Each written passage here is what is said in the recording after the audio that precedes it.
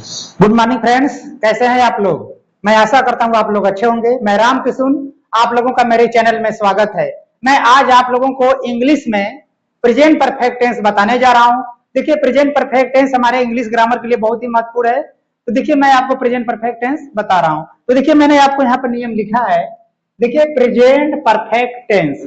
देखिए, present perfect tense का पहचान है। देखिए, पहचान देखिए, इस प्रकार के वाक्य कहते हैं चुका है, चुकी है, लिया है, दिया है, दिए हैं आदि शब्द आते हैं। और इस प्रकार के वाक्य से वर्तमान काल में किसी काम के पूर्ण रूप से समाप्त होने का पता चलता है। यानी देखिए, जो प्रेजेंट परफेक्ट टेंस है, इससे वर्तमान काल में किसी काम के पूरी तरह से पूर्ण रूप से समाप्त होने का पता चलता है। और देखिए, इसका नियम है, पहला नियम है ही सी तथा एक वचन कर्ता के साथ सहायक क्रिया हैज का प्रयोग करते हैं और क्रिया की थर्ड फॉर्म यानी भी3 का प्रयोग करते हैं। नियम 2 देखिए है आई वी यू दे तथा बहुवचन कर्ता के साथ सहायक क्रिया हैव का प्रयोग करते हैं और मुख्य क्रिया की थर्ड फॉर्म का प्रयोग करते हैं। तो देखिए, मैं एक बार से फिर से समझा दूंगा आपको। जो प्रेजेंट परफेक्ट टेंस है, इसका पहचान होता है इस प्रकार के वाक्य के अंत में चुका है, चुकी है, लिया है, लिए हैं, दिया है, दी है आदि शब्द आते हैं। और इस प्रकार के वाक्य से वर्तमान काल में किसी भी कार्य के काम के पूरी तरह से समाप्त होने का पता चलता है। और इसमें देखिए, ही सी तथा एक वचन कर्ता के साथ सहायक क्रिया हैज का प्रयोग करते हैं और मुख्य क्रिया की थर्ड फॉर्म आती है। और दूसरा नियम है आई वी यू दे तथा बहुवचन कर्ता के साथ सहायक क्रिया हैव का प्रयोग करते हैं और क्रिया की थर्ड फॉर्म आती है। तो आप लोग इसका स्क्रीनशॉट मार लीजिए। इसके बाद मैं आपको इसका नियम बताने जा रहा हूं।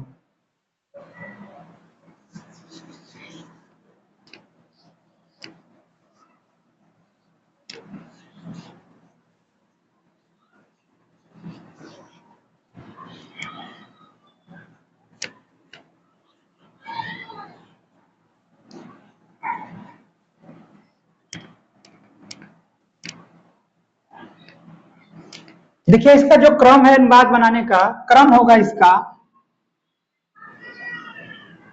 क्रम होगा, स्ट्रक्चर होगा सब्जेक्ट प्लस हैज या हैव, इसके बाद क्रिया की थर्ड फॉर्म भी3, उसके बाद ऑब्जेक्ट, इसके बाद फुल स्टॉप। देखिए, अगर सब्जेक्ट सिंगुलर है जैसे ही सी या किसी एक लड़की या एक लड़के का नाम है, एक वचन करता है, तो सहायक क्रिया हैज का प्रयोग करेंगे और क्रिया जो भी क्रिया रहेगी उसका थर्ड फॉर्म उसके बाद ऑब्जेक्ट। अगर कर्ता हमारा बहुवचन जैसे आई वी यू दे या एक से ज्यादा व्यक्ति बहुवचन है, तो सहायक क्रिया है ये सब्जेक्ट लिखेंगे, हैव लिखेंगे, क्रिया की थर्ड फॉर्म और ऑब्जेक्ट। देखिए, हम इसका एग्जाम्पल देकर समझा रहे हैं।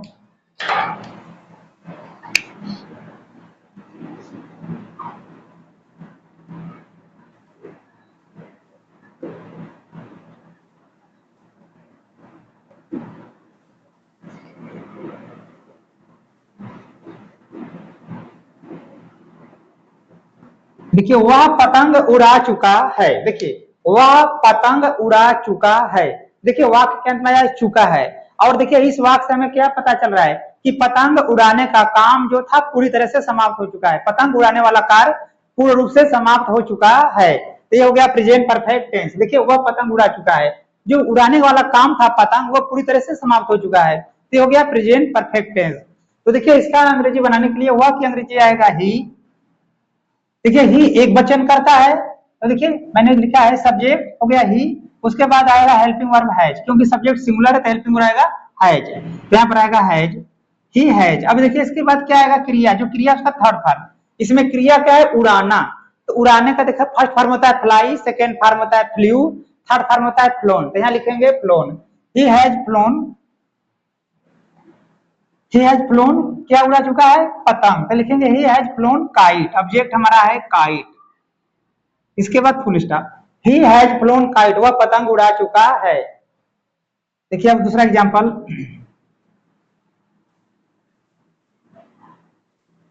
राधा एक खिलौना खरीद चुकी है।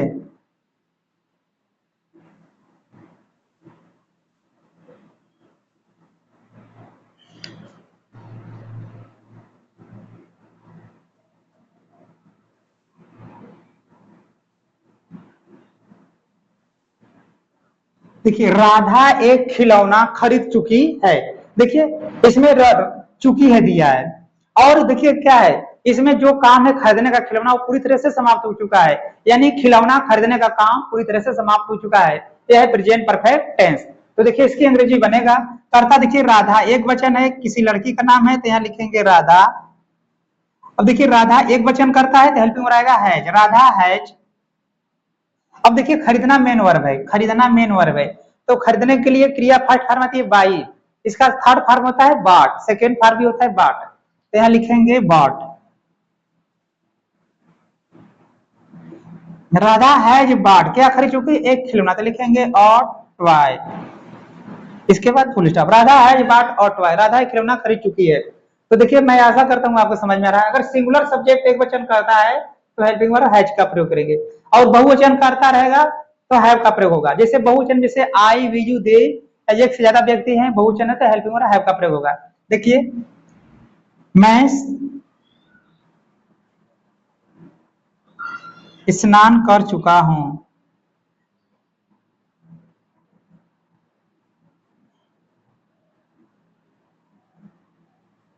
मैं स्नान कर चुका हूं। देखिए चुका हूं आ रहा है, और स्नान करने वाला जो काम था पूरी तरह से समाप्त हो चुका है, मैं स्नान कर चुका हूं, तो गया प्रेजेंट परफेक्ट। देखिए मैं के लिए हो गया आई, आई देखिए एक वचन करता होता है, लेकिन आई के साथ बहुवचन का क्रिया प्रयोग करते हैं, इसलिए आई के साथ बहुवचन का वर्ब प्रयोग होगा। आई सिंगुलर सब्जेक्ट है, लेकिन आई के साथ बहुवचन का क्रिया प्रयोग करते हैं, तो यहां पर आएगा हैव, आई हैव। अब देखिए मैं के लिए हो गया आई, इसके आई का हेल्पिंग हो गया है। इसके बाद देखिए मेन वर्ब क्या है, स्नान करना, तो स्नान करने के लिए बात होता है b a t h e, लेकिन इसका हम थर्ड फॉर्म लिखेंगे तो इसका थर्ड फॉर्म होता है b a t h d, bath है, तो यहाँ पर हो जाएगा बाथ है, आई हैव बाथ है। मैं स्नान कर चुका हूं, मैंने स्नान कर लिया, इसका अंग्रेजी हुआ आई हैव बाथ है। मैं ऐसा करता हूँ आपको समझ में आ रहा है, आप लोग इसका स्क्रीनशॉट मान लीजिए, इसके बाद मैं इसका और एग्जाम्पल बता रहा हूं।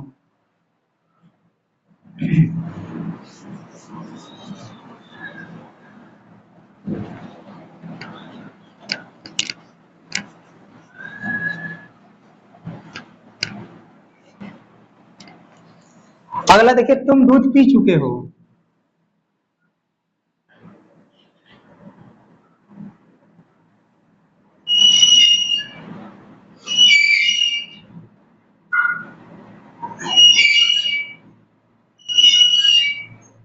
तुम दूध पी चुके हो। देखिए तुम दूध पी चुके हो, जो तुम्हारे दूध पीने का काम है वो पूरी तरह से समाप्त हो चुका है, तुम दूध पी चुके हो।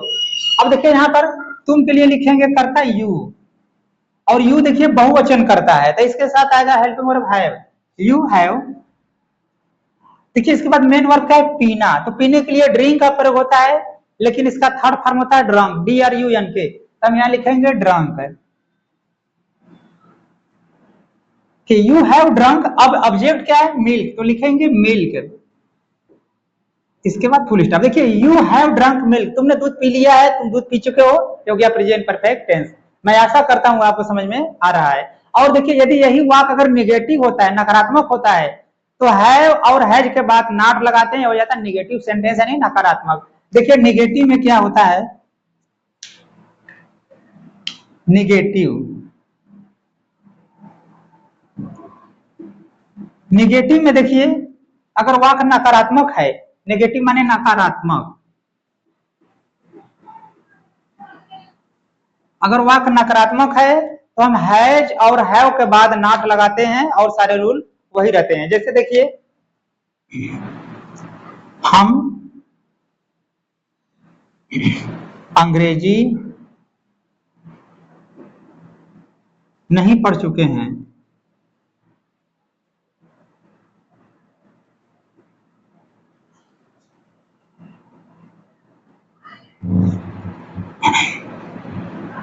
देखिए हम अंग्रेजी नहीं पढ़ चुके हैं। देखिए जो अंग्रेजी पढ़ने का काम था हम यानी नहीं पढ़ चुके हैं, ये हो गया प्रेजेंट परफेक्ट टेंस। तो देखिए इसमें नहीं शब्द आ गया, निगेटिव है, तो इसमें हैव के बाद नॉट लिखेंगे, यानी हेल्पिंग वर्ब हैज और हैव के बाद नॉट लिखेंगे। तो देखिए हम के लिए आ गया वी, अभी बहुवचन करता है, इसके लिए आएगा helping verb have, we have. इसके बाद आएगा देखिए नहीं के लिए नॉट, वी हैव नॉट। इसके बाद देखिए मेन वर्ब क्या है, पढ़ना। तो पढ़ने के लिए रीड का प्रयोग करते हैं, इसका सेकेंड थर्ड फॉर्म इसका होता है रेड, तो इसका पार्ट लिखेंगे read. We have not read, अब ऑब्जेक्ट क्या है, अंग्रेजी, तो इसका हो जाएगा इंग्लिश। इसके बाद full stop. We have not read English, हम अंग्रेजी नहीं पढ़ चुके हैं। मैं आशा करता हूं आपको समझ में आ रहा। अगर वाक्य नकारात्मक है तो हैज और हैव के बाद नॉट लिखाएगा। देखिए प्रियंका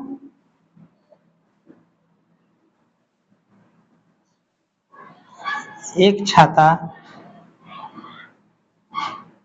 नहीं खरीद चुकी है।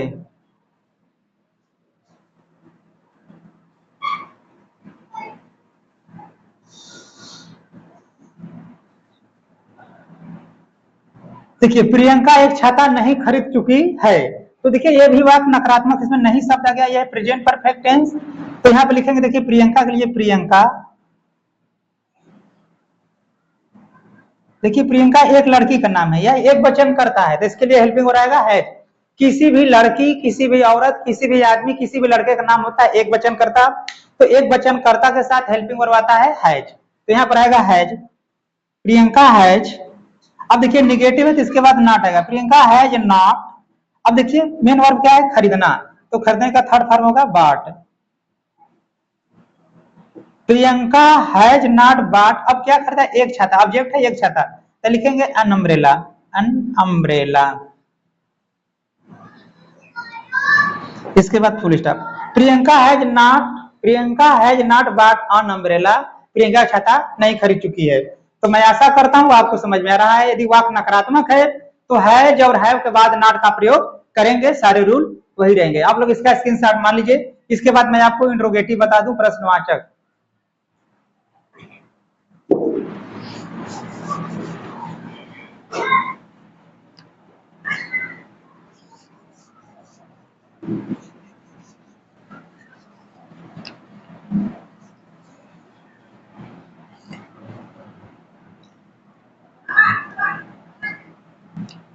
देखिए अगर वाक्य प्रश्नवाचक हो, अगर वाक्य क्या से शुरू होता है तो क्या का अंग्रेजी नहीं बनता है।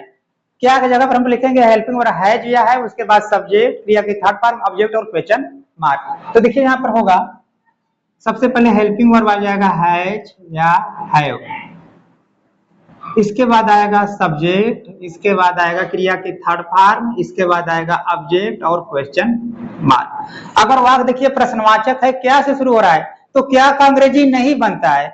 क्या के जगह पर जो सब्जेक्ट है उसका हेल्पिंग वर्ब लिखेंगे, उसके बाद सब्जेक्ट, क्रिया की थर्ड फॉर्म, ऑब्जेक्ट और क्वेश्चन मार्क।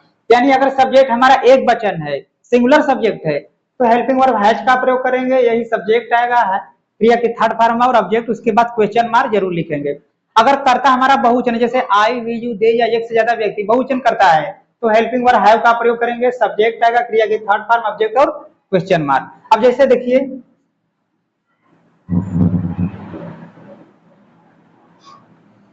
क्या राम क्रिकेट खेल चुका है।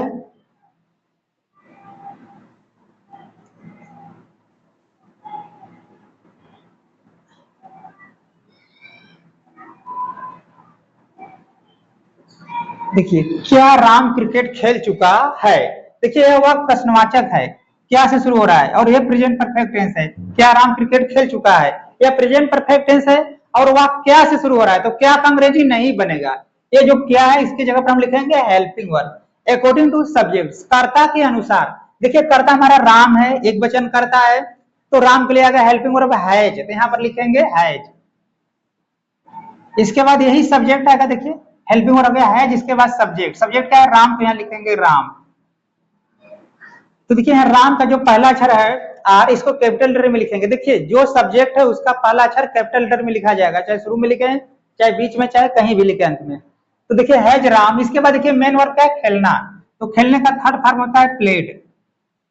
राम हैज प्लेड, अब क्या खेल चुका है, क्रिकेट, ऑब्जेक्ट है क्रिकेट, तो लिखेंगे cricket, Ram has played cricket. इसके बाद क्वेश्चन मार्क, और देखिए क्वेश्चन मार्क जरूर लिखेंगे, नहीं तो हमारा अनुवाद गलत होगा, ट्रांसलेट, क्वेश्चन मार्क जरूर लिखेंगे।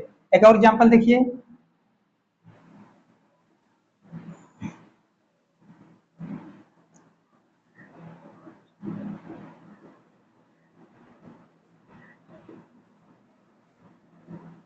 देखिए, क्या तुम सो चुके हो, क्या तुम सो चुके हो। देखिए हो गया प्रेजेंट परफेक्ट टेंस। तो देखिए करता तुम है बहुवचन, तो इसके लिए हेल्पिंग रहता है हैव, तो यहाँ पर होगा हैव। इसके बाद देखिए करता तुम है तो आएगा यू, हैव यू।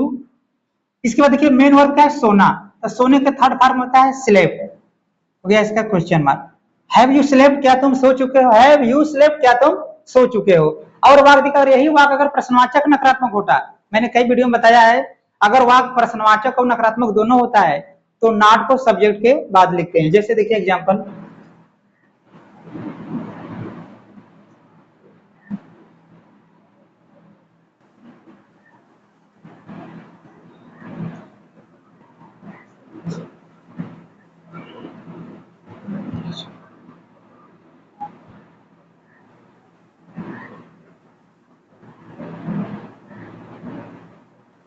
देखिए क्या वह एक पत्र नहीं लिख चुका है। देखिए यह वाक प्रश्नवाचक और नकारात्मक दोनों है, तो देखिए जब वाक प्रश्नवाचक और नकारात्मक होता है तो नॉट को सब्जेक्ट के बाद लिखते हैं। देखिए कैसे बनेगा, यहाँ पे देखिए करता हुआ एक वचन है, तो इसके लिए हेल्पिंग हो रहेगा हैज। इसके बाद वह क्या अंग्रेजी सब्जेक्ट हो जाएगा ही, हैज ही। इसके बाद देखिए वाक नकारात्मक है तो नॉट को सब्जेक्ट के बाद, यानी सब्जेक्ट ही, इसके बाद नॉट लिखेंगे, हैज ही नॉट। अब इसके बाद मेन वर्ब क्या है, लिखना, तो लिखने का थर्ड फॉर्म होगा written, WRI written. Has he not written, अब ऑब्जेक्ट है एक पत्र, तो लिखेंगे अ लेटर। इसके बाद क्वेश्चन मार्क। देखिए फिर से समझा दे रहा हूं, देखिए यह वाक क्या से शुरू हो रहा था, क्या का अंग्रेजी नहीं लिखा, क्या की जगह पर आ गया हेल्पिंग वर्ब, फिर सब्जेक्ट देखिए वह है तो वह के लिए आ गया ही, और वाक नकारात्मक भी है तो नॉट को सब्जेक्ट के बाद लिख दिया। इसके बाद मेन वर्ब क्या है, लिखना, तो लिखने की अंग्रेजी होती है राइट, इसका हम थर्ड फॉर्म लिखेंगे प्रेजेंट परफेक्ट टेंस में, तो थर्ड फॉर्म होता है रिटेन, तो रिटेन हो गया। ऑब्जेक्ट है एक पत्र, तो हो गया a letter, has he not written a letter, क्या एक पत्र नहीं लिख चुका है, इसकी अंग्रेजी हो गई। मैं आशा करता हूँ आपको समझ में आ रहा है, आप लोग इसका स्क्रीनशॉट मार लीजिए। इसके बाद मैं इसका बीच वाला बता दूं जो प्रश्नवाचक शब्द वाक्य के बीच में होता है, आप लोग स्क्रीनशॉट मार लीजिए।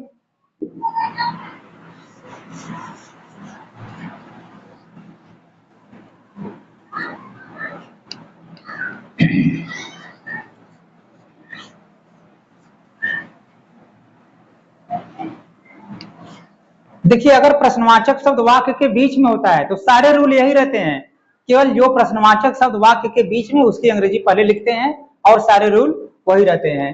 देखिए यहां पर हो जाएगा WH, इसका क्रम होगा, देखिए क्रम में सबसे, अगर वाक्य प्रश्नवाचक शब्द वाक्य के बीच में है, अब प्रश्नवाचक शब्द देखिए क्या होता है, जैसे व्हाट माने क्या, वेयर माने कहां, व्हेन माने कब, व्हाई माने क्यों, हाउ माने कैसे, ये शब्द, हाउ मच माने कितना, हाउ मेनी कितना, ये सब प्रश्नवाचक शब्द हैं।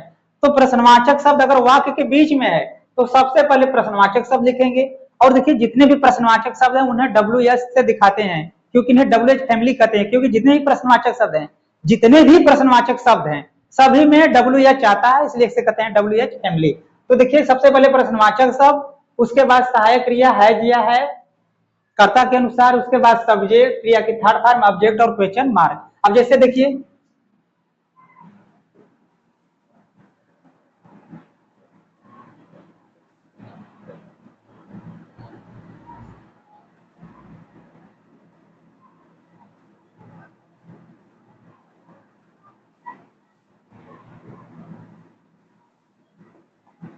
देखिए तुम क्यों खाना खा चुके हो, देखिए यहाँ प्रश्नवाचक शब्द वाक्य के बीच में है, तुम क्यों खाना खा चुके हो, तुम क्या खाना खा चुके हो, तुम कैसे खाना खा चुके हो, तुम कितना खाना खा चुके हो। देखिए प्रश्नवाचक शब्द है जो वाक्य के बीच में है, अगर प्रश्नवाचक शब्द वाक्य के बीच में है तो सबसे पहले प्रश्नवाचक शब्द जो है उसको उसकी अंग्रेजी बनाएंगे, तो क्यों का अंग्रेजी हो जाएगा वाई। इसके बाद देखिए स्ट्रक्चर में है प्रश्नवाचक शब्द के बाद सहायक क्रिया कर्ता के अनुसार, कर्ता देखिए यहाँ पर तुम है, तुम के लिए आता है यू बहुवचन करता है, तो यहाँ पर हेल्पिंग वर्ब आएगा हैव। देखिए प्रश्नवाचक शब्द के बाद हेल्पिंग वर्ब भी आता है सहायक क्रिया, देखिए प्रश्नवाचक शब्द के बाद आ गया हेल्पिंग वर्ब है, इसके बाद यही करता आएगा तुम की अंग्रेजी यू। इसके बाद देखिए मेन वर्ब क्या है, खाना, तो खाने के लिए ईट का प्रयोग होता है, तो यहाँ पर आएगा क्रिया की थर्ड फॉर्म हो जाएगा इटन, इटन। अब देखिए ऑब्जेक्ट क्या है, खाना, तो लिखेंगे फूड, इसके बाद question mark, why have you eaten food, तुम खाना क्यों खा चुके हो, देखिए इसकी होगी अंग्रेजी का एग्जांपल और देखते हैं।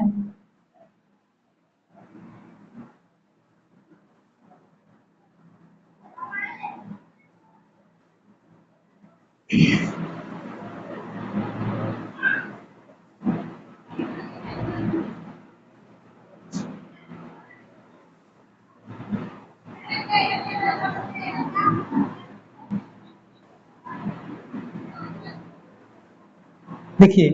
राधा क्या एक गाना नहीं गा चुकी है?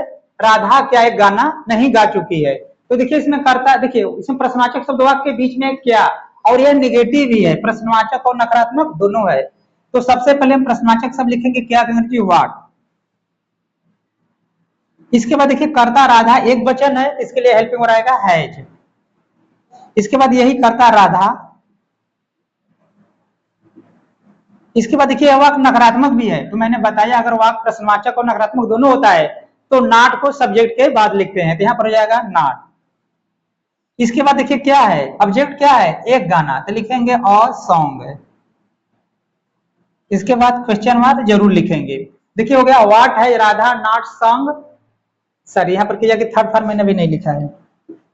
देखिए यहाँ पर देखिए क्या अंग्रेजी हो गया व्हाट, इसके बाद देखिए राधा एक वचन करता है, हो गया है, जिसके बाद करता हो गया राधा। फिर देखिए वाक नहीं भी नकारात्मक है तो नॉट आ गया। इसके बाद देखिए भाई मेन वर्ब हमने नहीं लिखा, इसमें देखिए मेन वर्ब है गाना, तो गाने के लिए सिंग का प्रयोग होता है, तो इसका थर्ड फॉर्म आएगा संग, SUNG संग। राधा हैज नॉट संग, अब क्या गाई एक गाना, तो लिखेंगे अ सॉन्ग। इसके बाद क्वेश्चन मार्क। देखिए हो गया इसकी अंग्रेजी। तो मैं आशा करता हूं आपको समझ में आ रहा है, आप लोग इसका स्क्रीनशॉट मान लीजिए। और यदि आपको मेरा वीडियो अच्छा लगे तो आप इसे लाइक कीजिए, शेयर कीजिए, सब्सक्राइब कीजिए। धन्यवाद।